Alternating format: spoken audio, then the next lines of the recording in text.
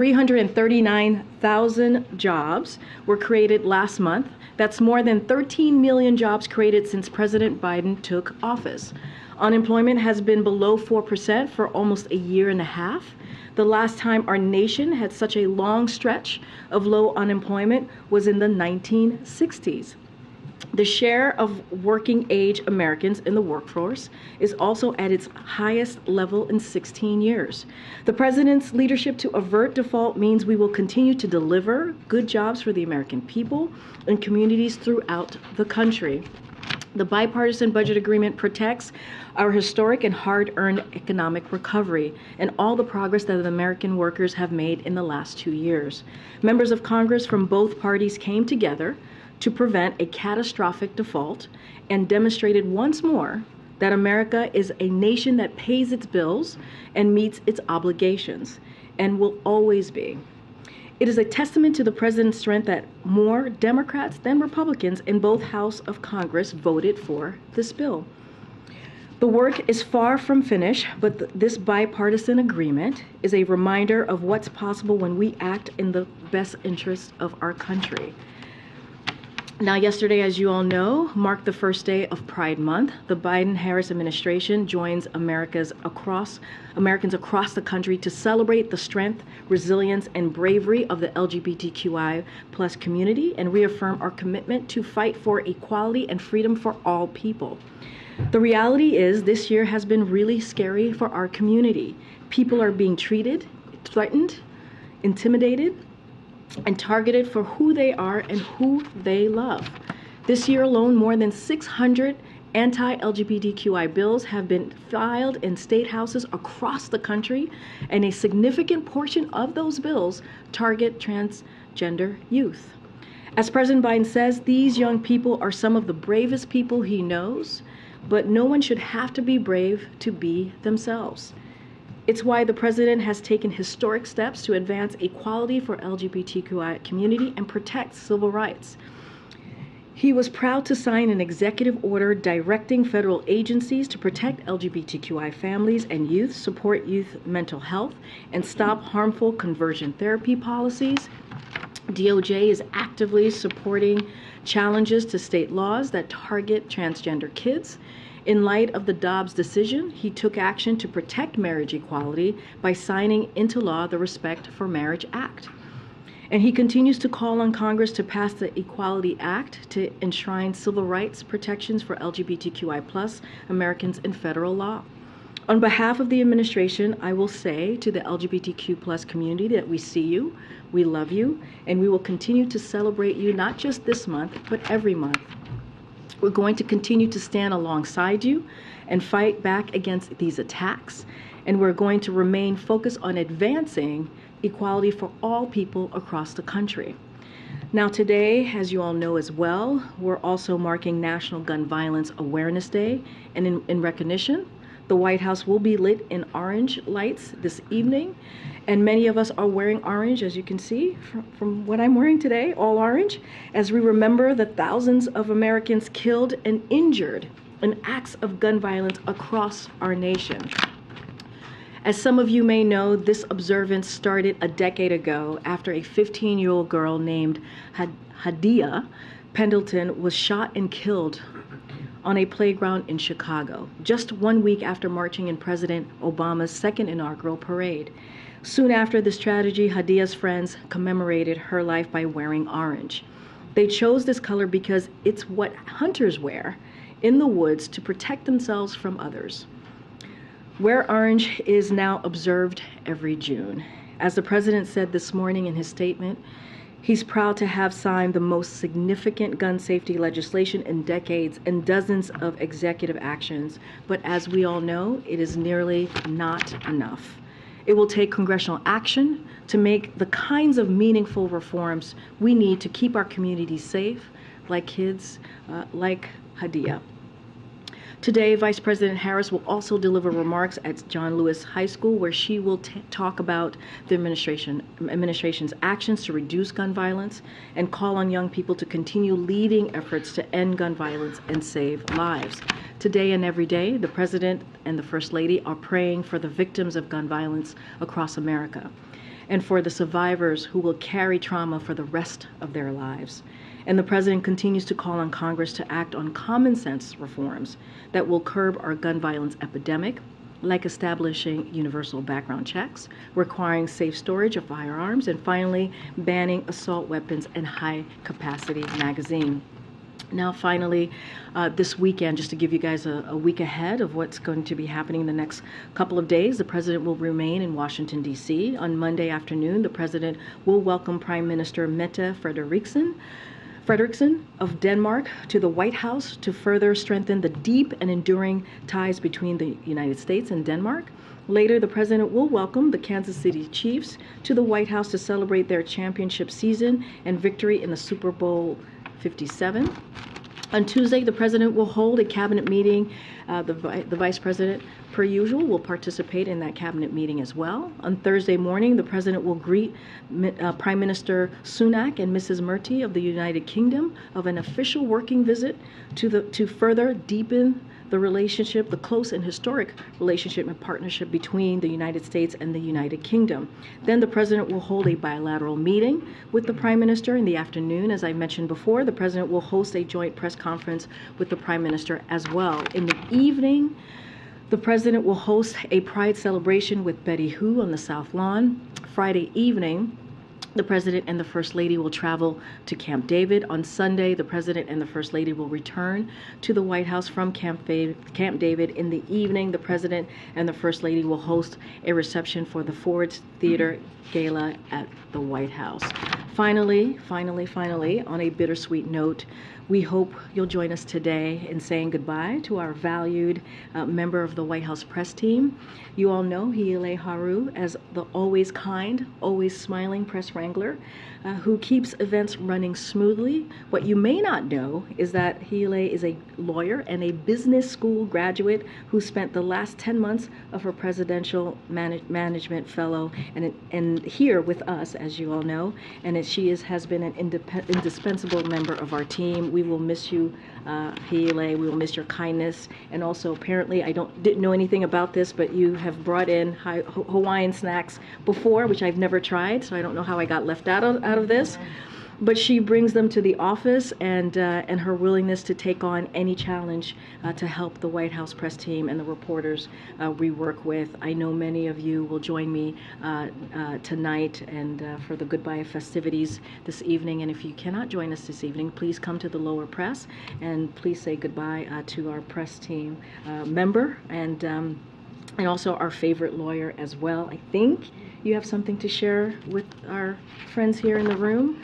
You can try some of these Hawaiian treats that I've never had to try. Or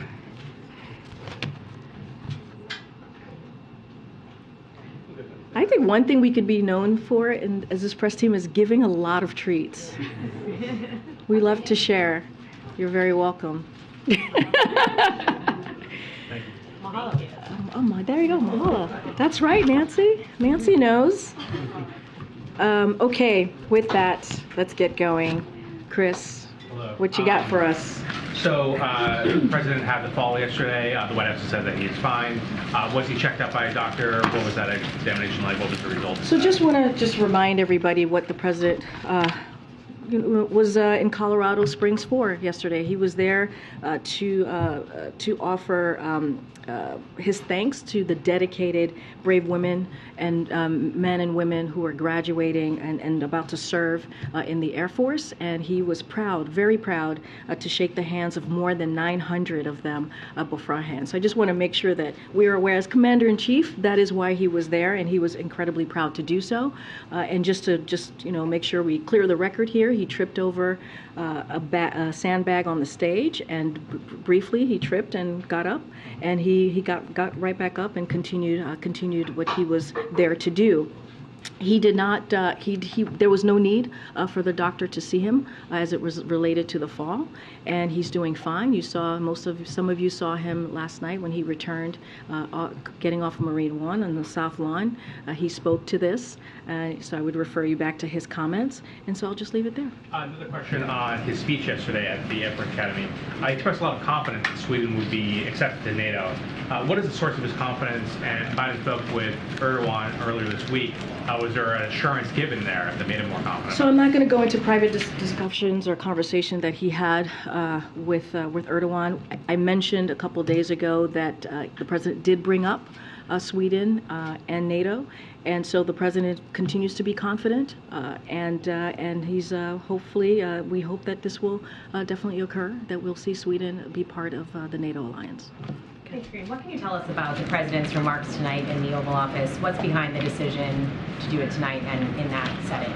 So just a little bit, well, one of the things I can say why the Oval Office, why tonight, as you all know, we've been talking about averting a catastrophic default for the past couple of weeks, the past couple of months, and how it important it was for the president to do that. There is a gravity, as you all can imagine, of this moment, and so the president wanted to make sure that he addressed the American people directly, and he's going to be speaking clearly from the Oval Office behind the Resolute desk to the American people for the first time, and so during a prime time, clearly at 7 o'clock, during a prime time hour. And so he just wanted to make sure that the American people understood how important it was to get this done, how important it was to do this in a bipartisan way.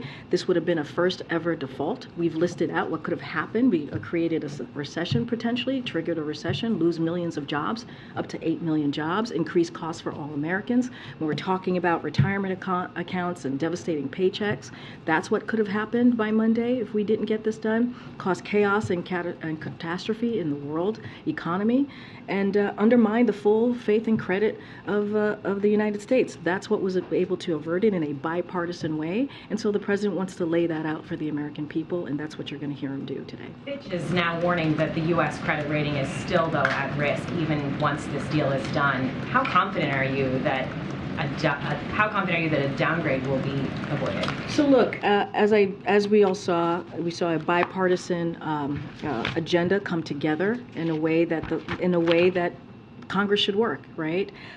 And it was majority. We saw a majority of bipartisanship from both chambers of Congress pass a strong fiscal responsibility proposal that will reduce the deficit by more than $1 trillion. That is important to note, and it ensures that the government will continue to meet our commitments, which is important to do as well. So look, the Treasury market remains the safest, the deepest, and the most liquid market in the world, and so I'll just leave it there as what we by basically laying out what we've been able to do, and I think that's important for the world to see. And just any updates on when he'll actually sign the bill at this point? So it won't be today. The House and the Senate have to do their business, and so we're going to work very quickly with them to get this done, to make sure we can sign it hopefully as soon as tomorrow. But we have to let the House and the Senate do what they need to do so it can get to us, so the president can sign it. Fitch, in their statement today, said that the repeated political standoffs is what was lowering their confidence. In the president's speech tonight, will he lay out any kind of plan to avoid this standoff going forward, and could he potentially address the use of the 14th Amendment? So look, I'm not going to certainly get ahead of what the president will say today. As it relates to the 14th Amendment, the president has spoken to that numerous of times. What was important for him was to get this deal done and to take default off the table, which is what we saw happen these past couple of days. Look, the president wants to make sure that the American people understand and understood what occurred. Congress came together, the leaders came together to agree on a bipartisan budget agreement that protects the economic progress that we made, and that will protect not just the economy, but also the American people. And so, look, when we think about the investing in America, what the president proposed, those historic pieces of legislation, those were protected. The CHIPS and Science Act, the bipartisan infrastructure law. Think about the veterans, the PACT Act. Think about all those important pieces of legislation that's going to make sure that we continue to grow an economy from the bottom up and middle out. Those are the things that the president was able to protect. Social Security, Medicare, Medicaid. And so all of these things are incredibly important, and he's going to lay that out, and I'm just not going to get ahead of him too much. And then last night you guys put out a readout of a call with President Obama where you said they discussed that deal, but also other topics. What were some of the other topics they discussed, and why did you decide to read out this call? I mean, my understanding was that they spoke somewhat regularly? Do they? Yeah, they speak regularly. As we know, there was the debt limit situation that was occurring, and so I think it was important for us to read it out, to let them know that the President Obama and President Biden spoke. No specific particular reasoning, but just in the moment, we wanted to read out this conversation that they had. And I know sometimes people ask when they speak, and we thought because of the debt limit, because of the bipartisanship that we saw happening in the last couple of days, it was important to also lay out that the President Obama and President Biden spoke. Other topics. I'm not going to get into it. From here, I'm sure we will hear more on what those other topics are. You know, the President Obama has been here a couple times, but I just don't have anything else to lay out specifically. Go ahead, Joey. Yeah, thanks, Karine. Is the president concerned with the precedent that this debt ceiling standoff that we're coming out of sets, perhaps in terms of how a party, Republicans in this case, not in the White House, might try to pass policies, pass their objectives, priorities in the future? Meaning, we'll say that one more time? Yeah, I mean, is he concerned that this sets a precedent in terms of how Republicans might try to pass policies down the road during the next time we get to debt ceiling maxed out? I mean, look, I think that the fact that this is a president that was able to bring both sides together and get this done on behalf of the American people, I think that's important. I think that's what we're going to point to. I can't speak to what Republicans in Congress are going to do or might not do or get into hypotheticals. I think what's important here is that we averted something that could have been incredibly catastrophic to our economy and hurt American families. And so that's going to be our focus. Not going to get into hypotheticals from here, but I think that what you have seen, what you've all been reporting and seen the past 2 weeks, people didn't think would happen, right? People didn't have the confidence that the president would bring both sides together to make this happen, and it did. And so that's important on behalf of the American people. The American people won here, and I think that's important to speak to. Karine, you mentioned the Danish Prime Minister coming on Monday. What does the president think of her, and would he consider? Well, there's a reason I asked that. Okay. Which is he thinking of asking her to stand for NATO Secretary General? So, look, I could say that the two leaders have a broad agenda that they will discuss on Monday. They will review our efforts as NATO allies and close partners to strengthen transatlantic security and bolster economic prosperity. They will discuss our unwavering support for Ukraine in the face of Russia's brutal war of aggression. And I expect our joint efforts to train Ukrainian pilots on the fourth generation aircraft, including F-16s, will be part of that conversations. And so they're going to coordinate on a range of issues, whether it's climate change, energy security, global issues. And so he's looking forward, the president, I can say, is looking forward to his conversation with her.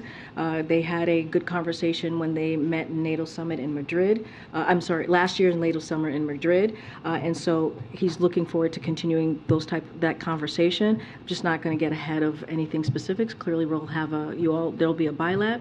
You'll have an opportunity to see their relationship up close, and we'll probably have a readout once they're done with their extended bilateral. And anything on speculation that she might be in line for the next to be NATO Secretary General? Just not going to get into any speculation as far as that. Let me ask you as well about this weekend's OPEC meeting. Does the White House have any expectation or any signal or desire for what may come out of that? So, as you know, we're not members of OPEC, OPEC Plus. I'm not going to get into what conversation or what may come out of that, and so I'm just going to leave it there and see, and we'll all see what comes out of those discussions. Quick follow-up on the earlier question about his remarks tonight. Can you explain more as to why he chose the Oval?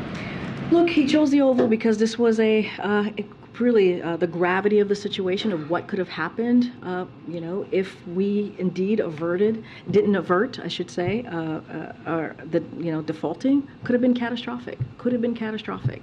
And so he wanted to talk directly to the American people about what we have been able to do in a bipartisan way with his leadership, coming up with a budget agreement that's going to cut the deficit, as I just explained moments ago, by $1 trillion, but also save some important programs that Americans need, just some basic things that Americans need every day. And so you think about healthcare, when you think about Social Security, Medicare, Medicaid, all of these things were certainly potential for being cut. 21 million people losing health care. That matters. And so the president wants to lay that out, wants to talk directly to the American people and talk about how we were able to come together and deliver for American families. That's important. We think that's important. So he's going to use, his first Oval address to talk directly to them. Hey, thanks, Karine. I wanted to drill a little bit further on the display of bipartisanship you talked about in two related questions. Has the president talked to Speaker McCarthy since legislation passed, or extended an offer for him to come to the White House or to the Oval, or? So don't have a conversation beyond what we laid out a couple days ago after the House passed their version of the bill.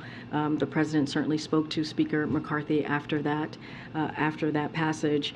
They've met about 3 times in the past in the last month. They've spoken several times, and as you saw on Monday, the president thanked Speaker McCarthy for coming together and having this bipartisan agreement. Don't have more to share.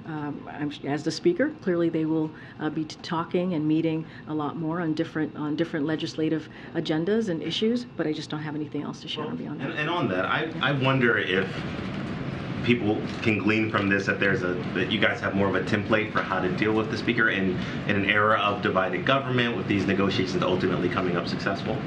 I mean, look, I think what you saw in full display the last couple of weeks, and look, maybe there's a template, maybe there isn't, but what I can say for sure, right, is that you had leadership in Congress, the president come together and lay out in a divided government, as you just laid out, go through a negotiation process. As we have said before, negotiations are hard. Not everybody gets what they want, or all that they want, and they came together to deliver for the American people. So I can't speak to a template for future conversations, but what I can say is this is a president, as senator, as a vice president, and now as president, believes in bipartisanship.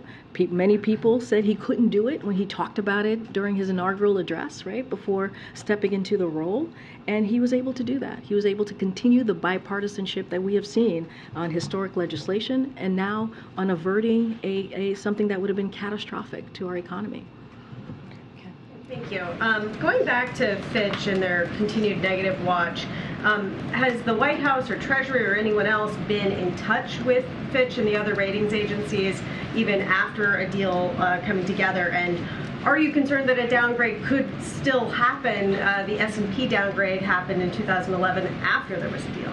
So look, I don't have any conversations to lay out or to speak to with any of the specific agencies.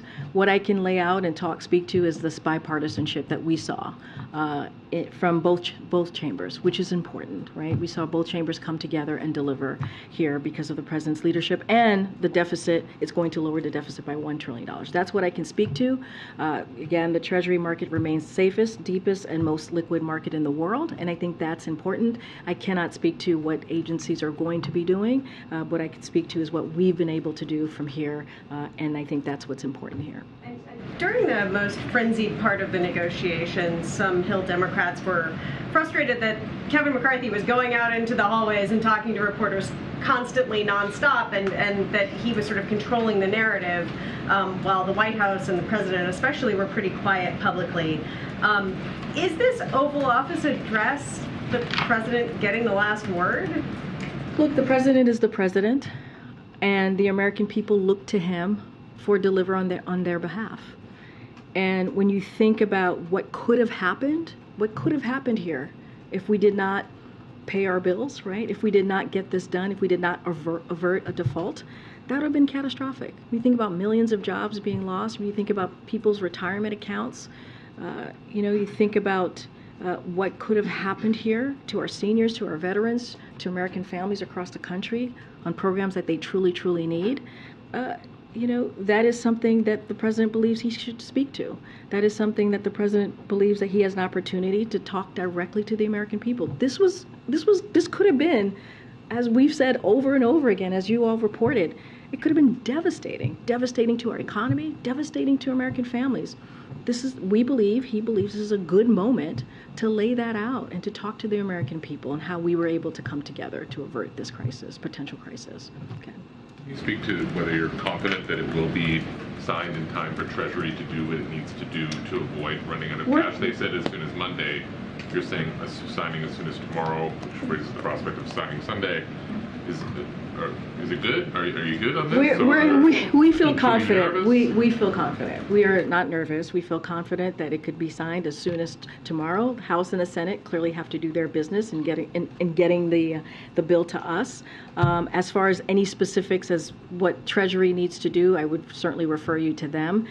But we're going to get this done certainly before June 5th. Going back to the downgrade question, if I'm hearing what you're saying, you don't know whether you'll be downgraded again or not, but you don't believe that should happen? Look, it's not something that clearly that I can speak to, right? That is up to, clearly that is a response that's going to come from the agencies. What I can say is what we've been able to do in a bipartisan way, dealing with the deficit, right? Making sure that the deficit will be addressed, reduced by more than $1 trillion. I think that's really important. We believe that it is a fiscally responsible piece of legislation, that the bipartisan legislation that was agreed upon, and that really is important. We will continue to meet our commitments. That's important. So I can speak to what we were able to do. I cannot speak to the agencies, and I'll just leave it there. And going forward, does the president want to explore ways to eliminate the debt ceiling? He's sort of mused about whether the 14th could be used or not before. Yeah. Will the debt ceiling still be there in 2025 when we come back? So look, the president has commented on this. He believed that is something for Congress to kind of deal with. I'm just not going to go beyond what the president has laid out and said about particularly about the abolishing. Okay, I want to ask you, if I can, very quickly about one of the items included in the debt limit deal, soon to become law, where Senator Tim Kaine of Virginia said that he wasn't alerted about the Mountain Valley pipeline. As you know, that goes from West Virginia, cuts through parts of his state. Here, Tim Kaine said the White House doesn't even bother to pick up the phone and call me. Has the president now spoken to Tim Kaine, and if not, why not? I don't have any conversations to read out. What I can say that we've been very clear and consistent for months that the president supported, right, Senator Manchin's permitting bill, which included this project. That is not new. That has been something that we've been pretty consistent about saying. You've heard me say multiple times at the podium that there's nothing new here as it relates to this particular project. Again, we've been consistent. There's nothing new. We've known for some time. And we've also said we may not love everything in the bill, but we support it, and we have repeatedly called on Congress to pass it ever since we secured the Inflation Reduction Act. So, look, we believe that the bipartisan budget deal here that was reached is something that we all should be proud of, that congressional Democrats should be proud of, and it really protected all of the president's historical legislation, but particularly on climate legislation as well. And I think that's important. It's going to move forward the environmental justice projects, and that's important as well. Accelerate our climate agenda, which is one of the 4 crises that the president talked about when he walked into this administration. And so, look, that's what I can lay out for you. I just don't have any conversations to read out as far as it relates to Senator Kaine, who we respect and have had a very good relationship with over the past 2 years. All Democrats aren't celebrating. There's still 5 Democrats, and at least in the Senate, who voted against it, progressives. So what does the White House say to those progressives, and what does the White House say to combat the criticism from some Democrats that Republicans play hardball when it comes to these negotiations and that Democrats do not? I mean, look, I'm not going to speak to how any of our Democratic friends voted on this. That is a decision that they make on their own. What I can speak to is how we believe this bipartisan agreement that's soon to be law really is going to make sure that we protect some of the most important programs for American families, and that matters. What do you say to progressive Americans, though? Obviously, the president represents all Americans, but certainly progressive Democrats are a part of the base of support he needs to be reelected. What do you say to those Americans who are disillusioned by this? Look, this is a president, if you look at his record the last 2 years, it has been historic. It has been one of the most historic legislative accomplishments that we have seen from a president, and that matters. When you talk about a president who wants to build an economy from the bottom up, middle out, That's what we've seen. We talk about Inflation Reduction Act. It's going to lower health care costs. It's going to lower energy costs. You talk about bipartisan infrastructure legislation. It's going to actually invest in those very communities to make sure that we have an infrastructure, whether it's broadband, whether it's tunnels and bridges, to make sure that we don't leave anybody behind. Creating jobs. I just laid out what the jobs numbers was this month, and how the president under his watch, more than 13 million jobs have been created under this president. That matters. That is a president that cares about all Americans, that makes sure that no one is left behind, and that there's equity at the center of everything that we've done. And so, look, Americans reacted to this in the midterms in 2022, saying they approved of what we were able to do. And so that matters as well. And so, look, and every piece of legislation that he's moved forward that have been historic have been incredibly popular. So clearly, this is a president that cares about all Americans and is always zero focused on. And the American people are going to hear directly from him this evening. Go ahead, Stephen. Thanks, Karine. The present crisis, disaster averted. The country at a certain point is going to have to grapple with the substantially more significant question of how the government's going to meet the obligations that it's made to Social Security recipients, Medicare recipients over the next decade and more. Should we expect the president to reflect on that challenge tonight? And how does he view Congress's ability to grapple with those questions in the wake of this bipartisan deal? It's a good question, Steve, and clearly there's more work to be done. We've never said after this agreement the work is done. We've never said that. Clearly there's more work to be done. I'm not going to get ahead of what the president's going to say specifically this evening, but I would say tune in and you'll hear directly from him. Okay. Karine, the Republicans were able to pass a bill in the Senate that overturned the president's student loan plan. What does it say that Democrats such as John Tester and Joe Manchin supported overturning that bill, and do you have a timetable on the veto? So again, it has to come to us. The president clearly is going to veto this bill. What I can say is I think what's important here is, I'm not going to speak directly to how senators voted on this, but I will say, and I said this a few times, this is when you think about the student relief program, this is going to give Americans a little bit of breathing room, especially after going through the pandemic. We've said this over and over again, 90% of the relief is going to go to Americans who make $75,000 or less. That matters. This is part of the president's economic policy, his economic plan, to make sure we do not leave anybody behind. And so, he's going to continue to fight for American families. If this bill gets his desk, as I just mentioned, he's going to veto it. And so, look, again, it's going to help American families. This is why the president put this forth, especially after getting through the pandemic. And we wanted to make sure that people didn't default when their loan payments resume, which is going to happen next month, in August. I should be more clear, in August. Just a couple of Republicans felt that the defense funding levels were too low, and they sought assurances from both the Democratic and Republican leaders in the Senate that it's possible more security funding could be provided. Is the president open to additional defense funding, or does he feel like under this deal that the defense spending is sufficient?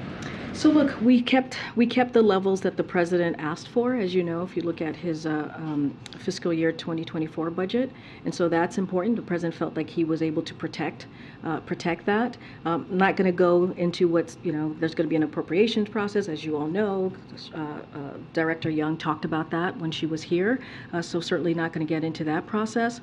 But look, this is a deal, a bipartisan agreement, a common sense, reasonable bipartisan agreement, and when you negotiate on these types of agreement, no one gets everything that they want, and we've been very clear about that. And so, look, the president's going to talk later this evening, speak directly to the American people, and they'll hear from him. Okay. Thank you. Yeah. I wanted to ask one question about whether or not the president plans to invite the speaker to whatever the signing happens. Is that in the works? Don't have anything to share on what the signing is going to look like. The president clearly wants to sign the bill as soon as possible. Is important, as someone just laid out. June 5th is on Monday, so he wants to get to it as soon as possible. And on that question about sort of the template now for working in a divided government, Is the president's relationship with the speaker improved, the same, unchanged after the last several weeks? So again, the president thanked the speaker on Monday. I think that was important. They came to an agreement, a bipartisan, reasonable agreement. I think that's important. They've met about 3 times in the past month. They've talked several times. Certainly not going to get into the president's relationship with McCarthy, but clearly they were able to deliver on behalf of the American people. We've got a strong bipartisan votes in both the House and the Senate to get this done very quickly. It is Friday, and it is done, right? They got it done just last night, and the president's going to speak to the American people directly to talk about what occurred the last couple of weeks, the last couple of months, and I think that's is what is important here. Okay. Thank you, Karine. So when the president in Japan, ears pricked up when he spoke of a thaw, or maybe a possible coming thaw with China. A thaw. Oh, say that one more time. A thaw. Yeah, my accent. T-H-A-W. Oh. Yeah, I forgive you. I'm not talking for the god of whatever, you know. Which is what we heard a lot yesterday. That would press conference. Anyway. Yes. So, Thor. God of Thunders, we're hearing from the back. God of Thunder, yeah, lightning bolts and stuff like that. Thor. I feel like I'm in a Monty Python sketch here. He spoke of a thaw, which everyone's ears pricked up when he said that. A thaw. Yes, a thaw. Okay. Can I say it like that? A thaw. A thaw. Thaw. Okay. So there's a lot happening here, folks. It's Friday. Okay. It's Friday. I have a follow-up, by the way. On the thaw? Okay, so there we are, the president and his thaw. We've since learned, today we learned, that the CIA director was in China sometime before this brief mention of the word I won't repeat in Japan. Are those two things connected? Did the director come back with some news that might make the president think about a thaw? So as it relates to the CIA director's travel, I would have to refer you to the CIA directly to speak to that. I'm not going to get into it from here, from the podium. So I would have to refer you to the CIA. How about any? I know you're going to tell me you got nothing to share, but how about a phone call to President Xi? Well, look, the president is looking forward to speaking to President Xi. As you know, they've spoken many times in the last 2 years. Just don't have anything to read out. When the time is appropriate, certainly that conversation will occur. Okay, Karen. Yes, Karine. The debt negotiations have been such a big focus on the agenda for the last couple of weeks. What's the next top legislative priority that the president wants Congress to move forward on? So that's a good question. I talked about the Equality Act, right? At the beginning here is something that the president really wants to see move forward and is an important agenda that he believes that needs to happen. He's talked about that many times, so nothing new there. And so, look, the president has had a remarkable record as it relates to getting things done in a bipartisan way. I've talked about the historic pieces of legislation that he's been able to make happen, and it's a record because we have not seen anything like that from any administration. You think about the Chips and Science Act. You think about the Veterans Program, the Act there for Veterans Program. You think about the infrastructure legislation as well, which is clearly law now. So look. We also worked with Congress to prevent this default, and so there's the Equality Act, there's permitting reform, there's Roe v. Wade, there's comprehensive immigration reform, there's the PRO Act, or reducing the deficit by making the rich pay their fair share. So the president has a serious agenda that he wants to get done for the American people, and he's going to continue to work on that agenda. And not only that, his agenda is actually popular with majority of Americans. So this is all of this is important to him. He'll stay focused on getting these things done. Now, all those things that you just mentioned are things the president would like to do. There's been a lot of talk about, with the divided government, not everybody can get everything they want with this latest negotiation. Given the lessons learned from all of this, what are the policies that the administration thinks could get bipartisan support, given what you guys just went through with this negotiation? Look, it's a good question. I think what we can say is, as I just laid out all of these different issues and pieces of legislation that's important, those are popular. Majority of Americans want to see these things done. And so I think that matters. That's how the president's going to move forward. Those are the conversations that we're going to continue to have. with members of Congress. How do we get these things done? We hear us talk about gun safety, and I know that's a tough issue, but we can't continue to see our kids and communities being killed. You know, we talk about Roe v. Wade and really making that the law of the land. We have to make sure that we protect the freedoms of American, of women in particular, as it relates to women's reproductive rights, Equality Act. All of those things are popular. All of those things are things that the American people want to see. And so, look, it's not going to be easy. It's never easy. The president has always understood that. And people have also said, many folks have said he couldn't get it done. And every challenge, he's been able to get it done. It might take a little bit more time, a little longer, but we believe that these are things that are important or critical that American families want to see happen. And so it's not going to stop us because there's a divided government. Again, we were just able to get this done in a bipartisan way. As the president is celebrating this bipartisan win on the debt deal, he is squashing the bipartisan bill on student loans. Why does he accept the will of the people in one area but ignore the will of the people when it seeks to block the transfer of this debt to the taxpayers? I don't think protecting American families or making sure that we give them a little bit of a breathing room is going against the will of the American people. When you think about 90%, right? When you think about his plan and how it's going to help 90% of Americans who make $75,000 or less. That's what we talk about. That's the most important thing to remember about the student loan. It's going to help people who truly, truly, really need it in a time where the loan, as you know, the pause is going to lift. We want to make sure that the people have a little bit of extra breathing room to be able to pay for those loans once the pause is lifted in August. And so that matters. I don't think, and also, his plan is actually very popular with Americans. Just process-wise, I mean, his forgiveness plan was done by executive order.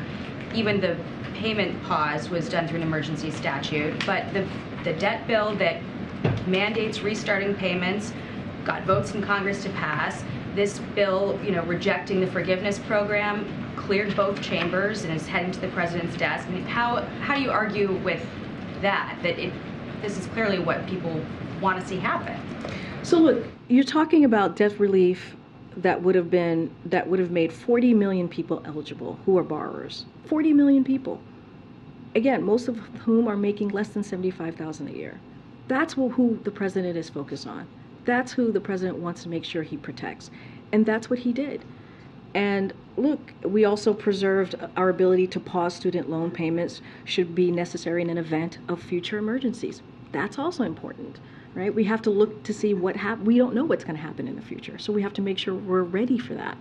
And so when you think about 40 million Americans who are borrowers, protecting them, protecting folks 90% who make $75,000 or less, I think that's important for the president to protect the student loan relief plan, right? As he did during these budget negotiations, and he's going to veto this resolution that, as you just stated, that has passed because it is not the right thing to do. The president is always going to focus on American families. He's always going to focus on the Americans who need it the most at this time. Again, 90% from his plan, 90% of folks who are borrowers are making $75,000 less in this plan, who make $75,000 or less in this plan, is going to be protected. That matters, and it's a popular plan as well. Go ahead, April. Okay. One more real quick on guns. Should someone who's a drug user be able to possess a firearm?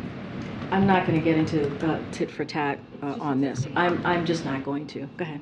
Karine, as you talk about next steps, following up on Karen's question and answer with you, the Supreme Court, there are two issues that deal with equality, equity, inclusion, voting rights. Democrats are still pushing for that, screaming the gerrymandering right now in this nation is very unfair for their constituents.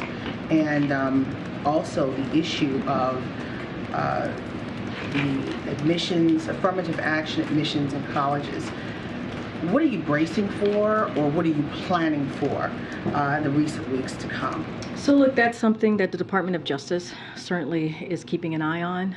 They have been focused on that issue. Certainly not going to speak to what they're bracing for or potentially thinking may happen, but they are dealing with this, so I would refer you to the Department of Justice. Look, When it comes to equity, when it comes to racial equity, when the president walked into this administration, he talked about, I mentioned this moments ago, about the 4 crises that we needed to deal with. Racial equity was one of them. And that's why this president has taken steps since almost day one to make sure that federal government, every agency in particular, he signed an executive order making sure that there was racial equity coming out of the agencies.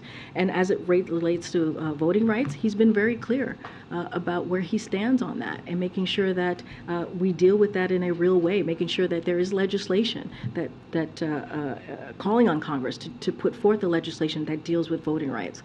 And so, look, the president has been very clear, the vice president has been very clear. There are real issues that we need to address and to look at, and he's been able to deal with that, deal with those issues, deals with racial equality from the federal government. But clearly there's more work to be done. Voting rights, Democrats are very intent on trying to push for voting rights. That can happen in the House, but it can definitely happen in the Senate. Are you expecting the president to possibly lean in this time on this next wave of a push for new voting rights laws? I mean, look, the president has always been clear of where he stands on the voting rights law and that it needs to happen. And he's always supported that, and he's going to continue to do so. He, commends Congress to continue to find a path forward, as they should. We have to deal with this. This is a real issue that we have to deal with. Thanks, Karine. You mentioned the historically low unemployment, low 4% for such a long time, but unemployment did jump last month by a fairly surprising margin from 3.4% to 3.7%. Does the White House have a view on why that might be and why unemployment among black workers jumped by almost a full percentage point? So it's a bit complicated. I've asked the economist about this here, but those numbers come from different surveys, so that's important to note. The number of jobs created is from a business survey that came out, but the unemployment rate is from a survey of households. Our economic experts think they moved in a different direction this month, mainly because of the way they were categorized, that jobs were categorized, specifically self-employment. But we believe, as I said at the top, regardless of the number, when you think about 3.7, that's a jump from 3.4 to 3.7 unemployment, and more than 300,000 jobs created just this last month is a sign of very strong labor market and a resilient economy. So it's important to actually put those two together and see how we see the trajectory as we look at the economy continuing to grow. And does the White House believe that the fact that jobs continue to grow every month at a faster rate than economists are predicting is a sign that the economy is still overheated and that the Fed may have to raise interest rates again? So look, we're not going to speak to, we've been very, very consistent here about not speaking to the Fed and its policies, so we're continuing to do so. And look, we continue to believe that we are in a transition to more stable and steady growth. That's what we've been seeing. And certainly beating inflation remains the president's top economic goal. It's a priority. But we have seen some progress over the last 10 months now. Annual inflation has fallen, and it's down by 40% just last summer. So all of these things are clearly important. I'm not going to speak to the Fed policies. We'll let them do their business independently, and that's something that we believe that this president is incredibly important for that to happen and occur. Great, thanks, Greg. All right, take one last question. Okay. Thank you. So NATO members are still very divided on Ukrainian membership. Are the United States supporting full NATO membership for Ukraine? So look, we've said this over and over again. When it comes to NATO, we believe in we're committed to the open door policy. Any alliance decision is between the 31 allies and the aspirant country. We've said that many times before. That has not changed. It has been our view. And so, but right now, as we've said many times, my NSC colleagues have said many times, the president has said many times, we're focused on what we can do to support Ukraine's effort to fight for their democracy, clearly to fight for their freedom against Russia's aggression. And that's what we're going to continue to do. We just announced $300 million of additional assistance just a couple days ago. And so you've seen that commitment over the past 15 months, and we'll continue that. Thank you, everybody. Have a great weekend. Thank you, Karine.